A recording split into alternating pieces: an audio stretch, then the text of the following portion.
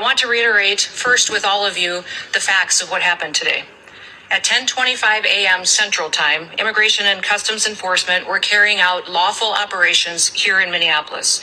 Because of the adverse weather that Minneapolis has seen in recent snow, one of the vehicles became stuck and ensnared in the snow.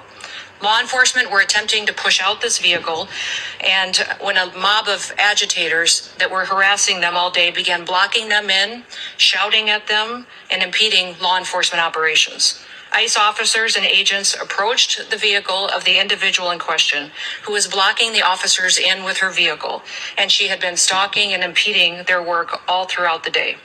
ICE agents repeatedly ordered her to get out of the car and to stop obstructing law enforcement, but she refused to obey their commands. She then proceeded to weaponize her vehicle, and she attempted to run a law enforcement officer over. This appears as an attempt to kill or to cause bodily harm to agents, an act of domestic terrorism. The ICE officer, fearing for his life and the other officers around him and the safety of the public, fired defensive shots. He used his training to save his own life and that of his colleagues.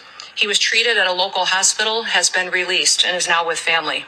I encourage the American people at this point in time to pray for him, but also to pray for the deceased's family and her loved ones.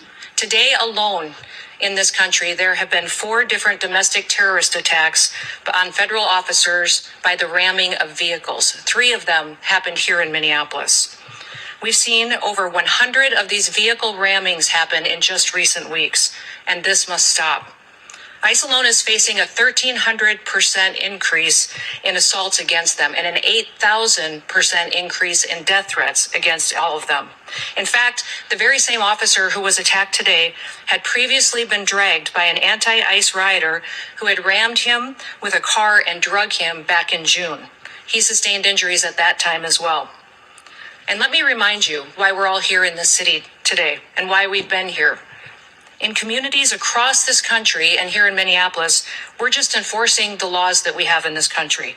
For years under President Biden, tens of millions of dangerous criminal illegal aliens, terrorists, and suspected terrorists were allowed to invade our country over our southern border. They were allowed to steal, to defraud, and to perpetuate violence against American citizens. Regardless of who your mayor or who your governor is, President Trump promised every single American that he would make America safe again. He promised every single American that he would work to protect them from dangerous criminals. Since Governor Walz has been in charge of Minnesota, we have seen homicides go up by over 50%.